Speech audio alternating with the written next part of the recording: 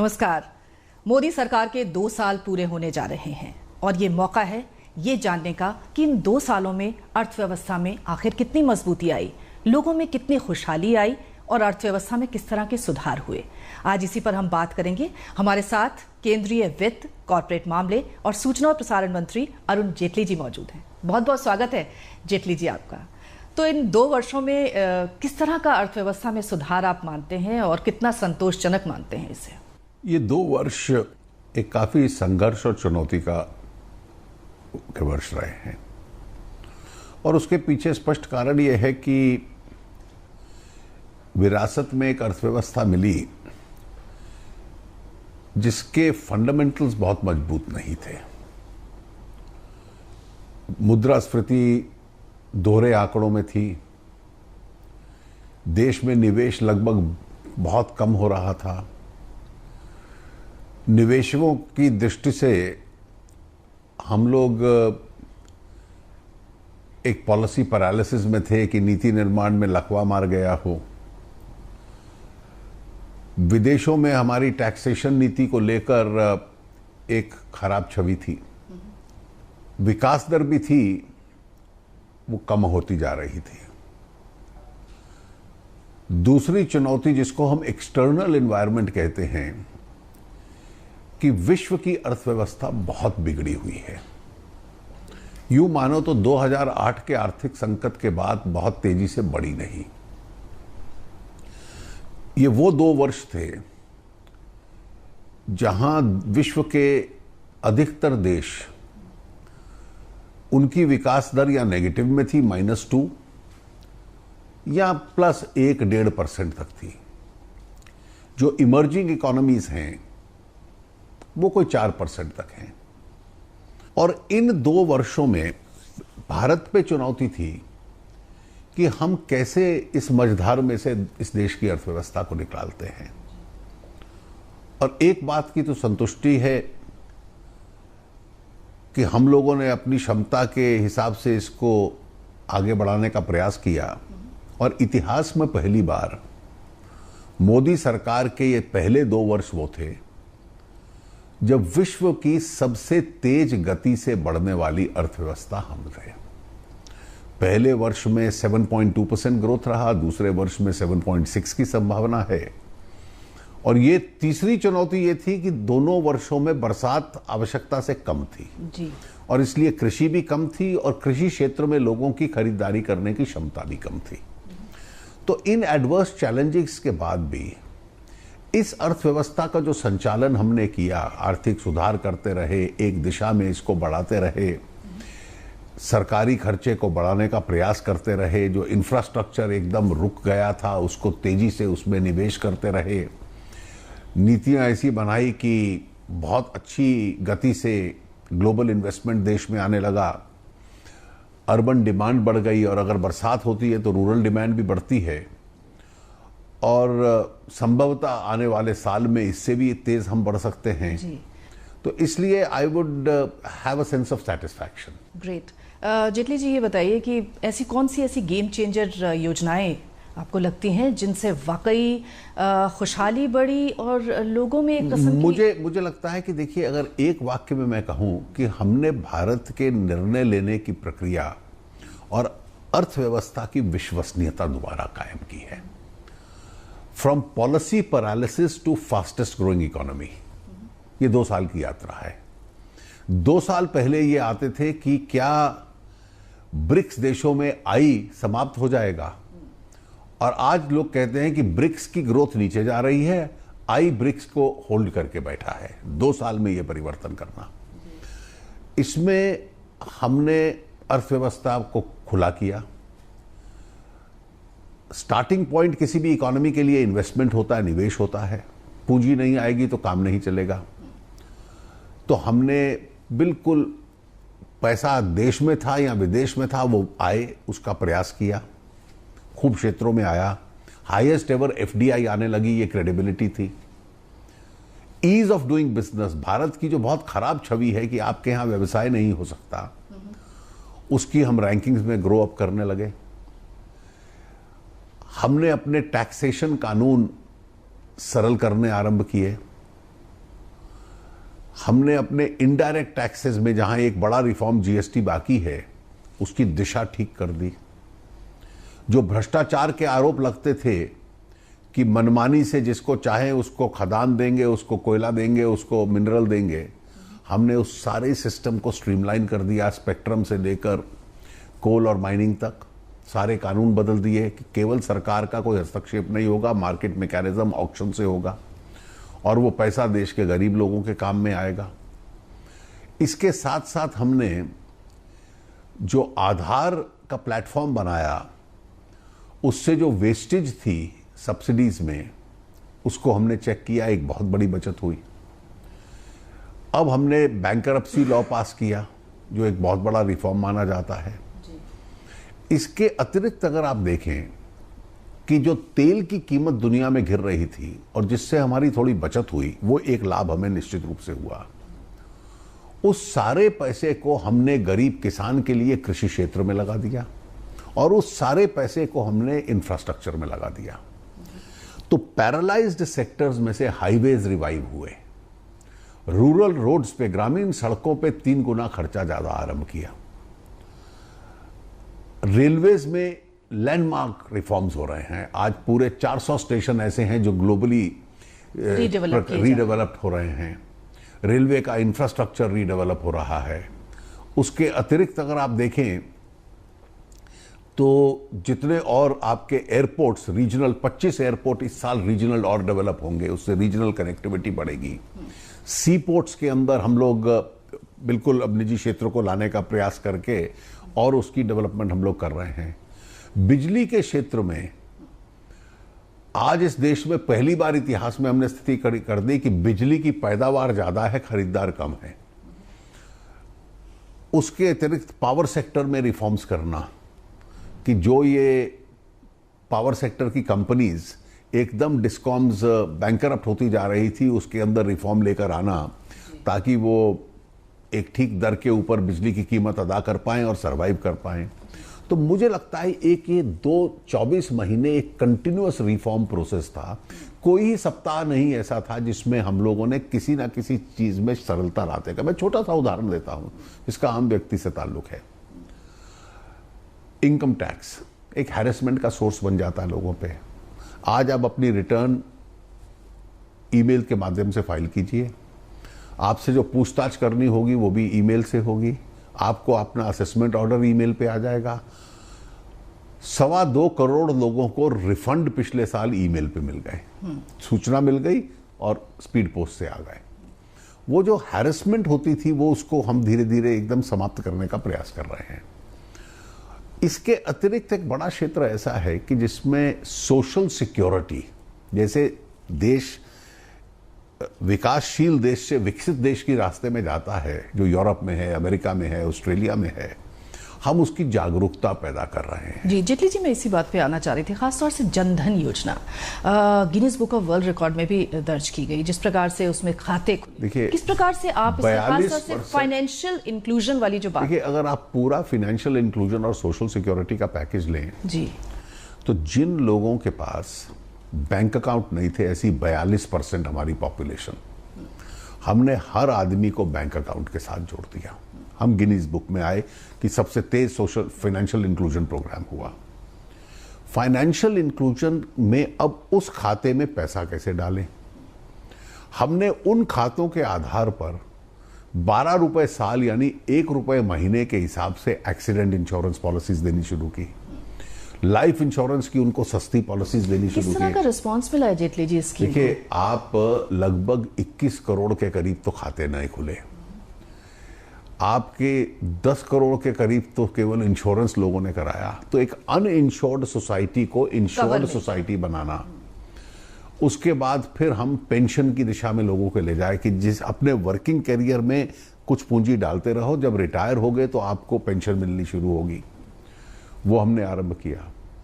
उसके बाद इस कड़ी को हम आगे ले गए। मुद्रा योजना के दौरान जब बड़े उद्योग पीड़ित थे तो हमने मुद्रा योजना के माध्यम से छोटे छोटे एंटरप्रेन्योर्स को 50,000, 1 लाख, 2 लाख का लोन देकर कि खुद जॉब क्रिएटर बनो।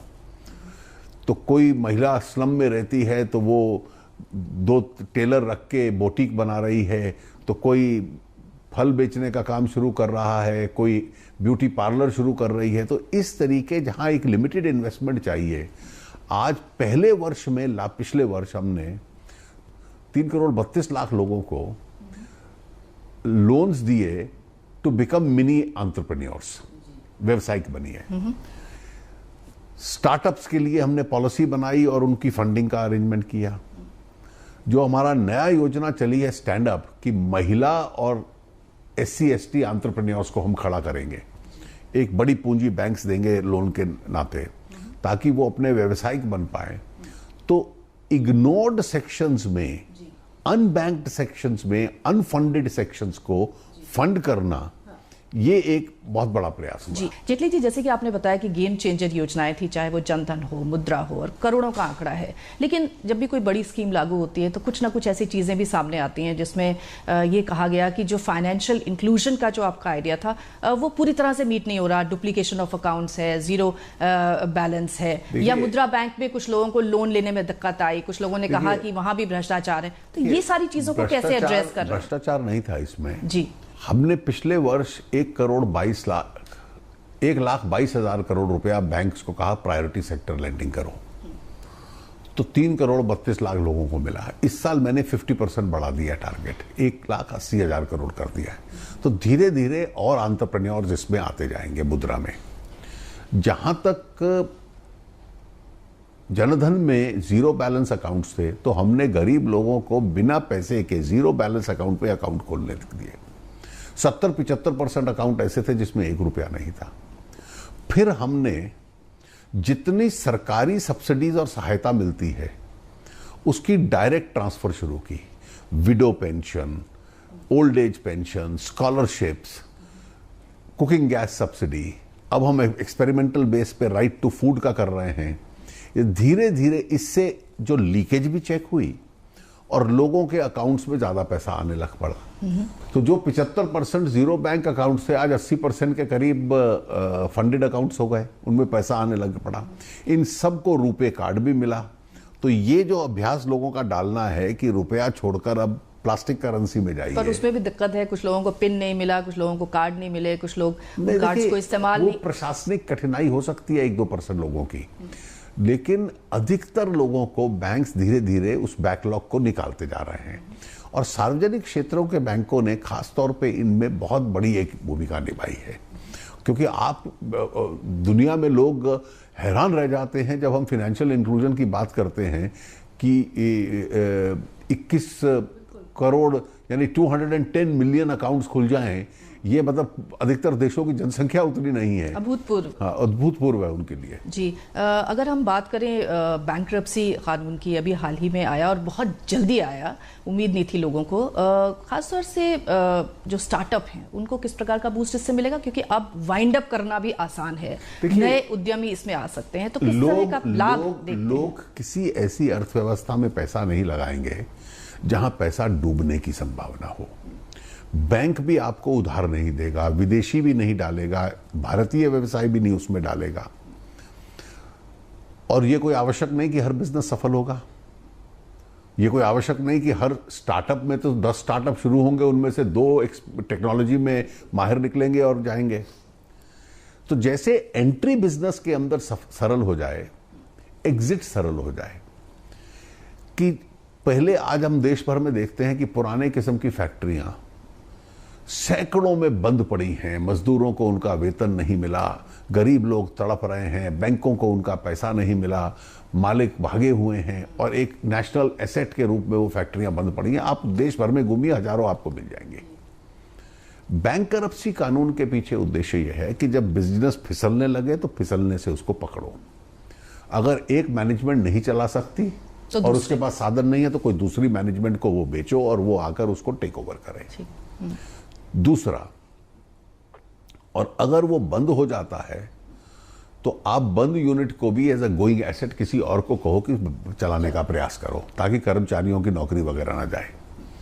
और आखिरी परिस्थिति में कि अगर ये बिजनेस चल ही नहीं सकता और ये बंद होगा तो जो भी अथॉरिटीज में बनी है वो इसके एसेट्स को कब्जे में ले ले और लेने के बाद उनको बेचे और उससे जो पैसा आए सबसे पहले मजदूरों को दे, उसके बाद बैंक को दे, उसके बाद अन्य कर्जदारों को दे, उसके बाद टैक्सेशन अथॉरिटीज को दे। तो जो आज तक किसी को मिलता नहीं था और ये एसेट्स डेड बन जाते थे, जंग लग जाता था उनको, उस परिस्थिति से उद्योग को बचाने का एक प्रयास है। जेटली जी, जिस तरह से आप बात कर रहे हैं कि भाग जाते हैं ओनर्स और जिम्मेदारी छोड़ के, विजय माल्या का किस्सा जो है पूरी सुर्खियों में इस समय, क्या आपको लगता है कि उन्हें भारत वापस लौटाया जा पाएगा? देखिए, मुझे लगता है कि इंग्लैंड अगर इसमें कोऑपरेट करे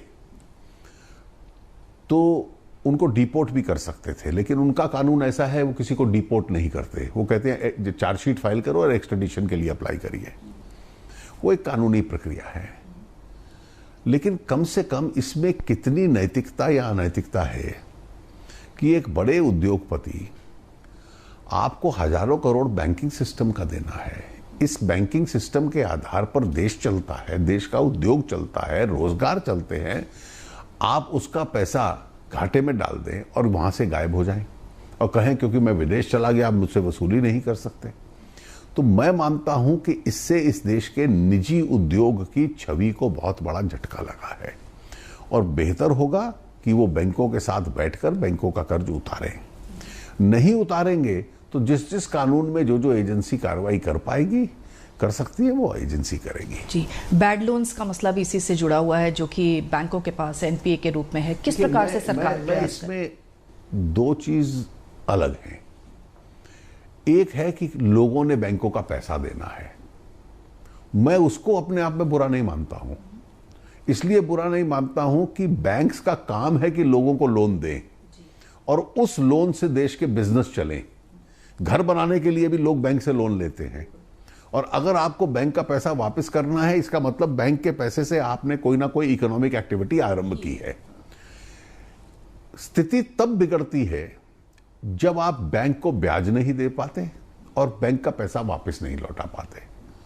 जब वो एसेट आपका इंटरेस्ट भी नहीं दे सकता तो वो नॉन परफॉर्मिंग बन जाता है।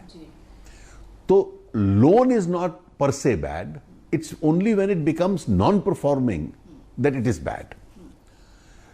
अब इन non-performing के दो कारण हैं। एक छोटा कारण यह है कि कुछ लोन गलत लोगों को दिए बैंक्स ने बिना वेरिफिकेशन के, उसके लिए जो कार्रवाई करनी है वो होगी।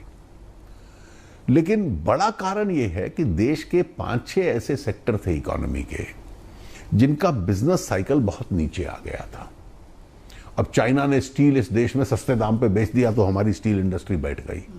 हमने अब चाइनीज स्टील पे मिनिमम इंपोर्ट प्राइस लगाया तो हमारी स्टील इंडस्ट्री उभर रही है। अब धीरे धीरे वो लोन आने शुरू हो जाएंगे। हाईवे सेक्टर पूरा बैठ गया था, अब जब से गडकरी जी ने उसमें थोड़ा डायनेमिज्म डाला है वो दोबारा से खड़ा होना शुरू हुआ है। चीनी के दाम दुनिया के बाजार में 18 रुपए किलो हो गए थे, आज वापस 30, 32, 34 रुपए पे गए हैं, तो चीनी का उद्योग दोबारा खड़ा हुआ है। तो ये वो नॉन परफॉर्मिंग सेक्टर्स थे जो परफॉर्मिंग बने हैं। आज भी इंफ्रास्ट्रक्चर में स्टेट डिस्ट्रीब्यूशन कंपनीज बिजली की, ये वो एरियाज हैं जिन्होंने बैंकों का काफी उधार देना है और इसलिए इनको भी परफॉर्मिंग बनाया जाए। उदय स्कीम, ये हम सब एक्टिव कदम उसके लिए ला रहे हैं। जी, काले धन को रोकने के लिए काफी सरकार ने प्रयास किया और कड़ा कानून भी बनाया है। उस दृष्टि से आप इन 2 सालों को कैसे देखते हैं? दो चीजें हैं।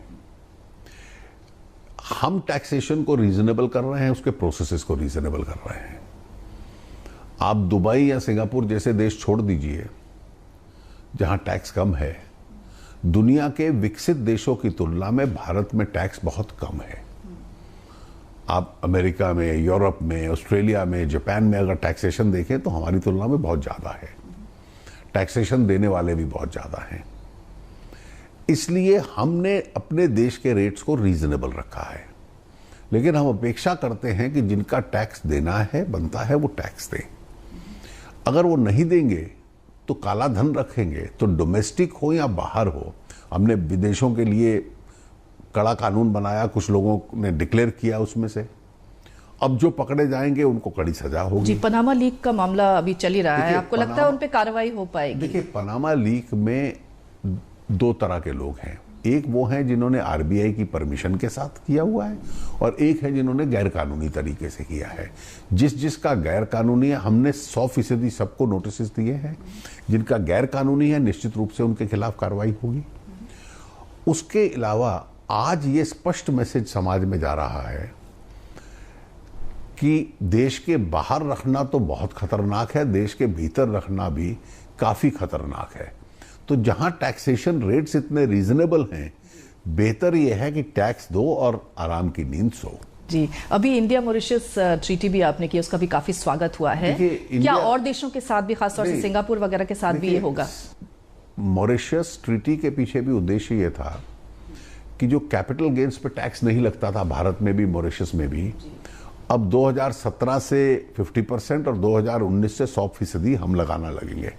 तो जो काले धन का ब्राउन ट्रिपिंग होके मॉरिशस के रास्ते से वापस आता था वो अपने आप में रुकेगा। जी।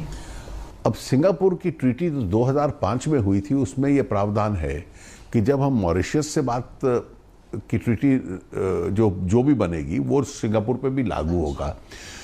तो स्वाभाविक है कि सिंगापुर से भी बातचीत उस दिशा में आगे बढ़ेगी। जी, अगर हम बात करें अपने किसानों की, और खासतौर से किसानों की दशा और दिशा को सुधारने के लिए सरकार काफी प्रयास कर रही है, किस प्रकार से आप देख रहे हैं खासतौर से अपनी जीडीपी में कृषि को बढ़ाने के लिए? इस बार हमने कृषि क्षेत्र की परिस्थिति देखते हुए सारी नीति कृषि और एग्रीकल्चर को सामने रख के बनाई है।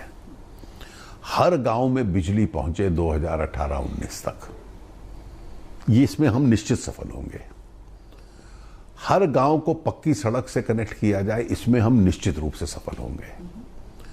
2022 तक housing for all in the rural areas, तो रूरल हाउसिंग, जिन पे घर नहीं है, जो कच्चे घरों में रहते हैं। आप स्वच्छ भारत के तहत टॉयलेट्स हो, वो कैंपेन बहुत तेजी से चल रहा है। उसके अलावा सिंचाई कि ग्रामीण क्षेत्रों में सस्ता ब्याज, यानी इंटरेस्ट को हम सबवेंट करते हैं, सरकार थोड़े ब्याज का हिस्सा देती है। मनरेगा के थ्रू माध्यम से एम्प्लॉयमेंट जनरेशन। तो ये कितने तरीके हम लोगों ने ढूंढे हैं गांव के इंफ्रास्ट्रक्चर, गांव की क्वालिटी ऑफ लाइफ और गांव में पैसा और साधन डालने के। ये अलग अलग तरह के 10-12 तरीके हैं जो पूरे इस बजट में भी हमने अनाउंस किए हैं और जिस पे कार्रवाई अच्छी चल रही है। पर आपको लग रहा है कि कृषि सेक्टर का जो स्ट्रेस है वो 2 सालों में कम हुआ है? देखिए, बरसात की वजह से नहीं हुआ, और इस साल अगर अच्छी बरसात होती है, जो मेट डिपार्टमेंट कह रहा है कि 106% प्रिडिक्टेड है, तो मुझे लगता है कि रूरल एरियाज को काफी रिलीफ मिलेगा। जी, चलते चलते हम बात करें सूचना और प्रसारण मंत्रालय की, किस तरह से देख रहे हैं आप 2 साल की आपकी कुछ ऐसी उपलब्धियां जिनका आप जिक्र करना चाहें? सूचना और प्रसारण का युग अब अलग है। वो युग ये है कि आज प्राइवेट मीडिया ने टेक ओवर किया है, उसकी स्वतंत्रता है, और इसके माध्यम से आप एंटरटेनमेंट सेक्टर, न्यूज सेक्टर, इसको एक्सपैंड करो और गवर्नमेंटल कम्युनिकेशंस को आगे बढ़ाओ। तो निश्चित रूप से ये जो एक ब्रीफ आईएनबी का है, उसको आईएनबी निभा रहा है। खासतौर से डिजिटलाइजेशन की एक प्रक्रिया शुरू हुई है, मॉडर्नाइजेशन की एक प्रक्रिया शुरू हुई है, उस दृष्टि से कितना काम हो पाया? देखिए, वो काम इट्स वर्क इन प्रोग्रेस, मतलब वो उसको समय लगेगा क्योंकि इतना विस्तार नेटवर्क है। और मुझे लगता है कि ये हम लोग याद रखें कि जो सरकारी या पब्लिक ब्रॉडकास्टर्स होते हैं, उनकी जो रोल है वो प्राइवेट चैनल्स की तुलना में अलग है। आपको मजदूर के हित का भी, गरीब के हित का भी, किसान के हित का भी, मेडिकल साइंस से संबंधित, वे ऑफ लाइफ से संबंधित हर तरह के कार्यक्रम दिखाने हैं।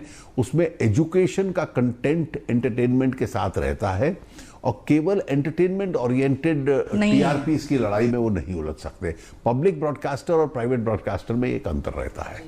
जब देश के वित्त मंत्री के साथ बैठते हैं तो आखिरी सवाल तो ये बनता ही है कि देश का जो विकास है और खास तौर से जो ग्रोथ रेट है, उसका किस तरह का अनुमान आप रखते हैं? इसमें वेरिएबल्स हैं। अगर इस साल बरसात अच्छी होती है या दुनिया की परिस्थिति थोड़ी बदलती है कि विकास, ग्रोथ वापस आए दुनिया में, तो निश्चित रूप से हमारी इसी वर्ष भी पिछले साल की तुलना में प्रगति और आगे बढ़ सकती है। कितने का अनुमान रखते हैं आप? देखिए, मैं आंकड़े के साथ तो नहीं जाता, लेकिन निश्चित रूप से इस साल का जो 7.6% है, we are capable of improving upon that. हमारी शुभकामनाएं आपके साथ है। बहुत बहुत धन्यवाद हमारे साथ बात करने के लिए। शुक्रिया आपका। Thank you.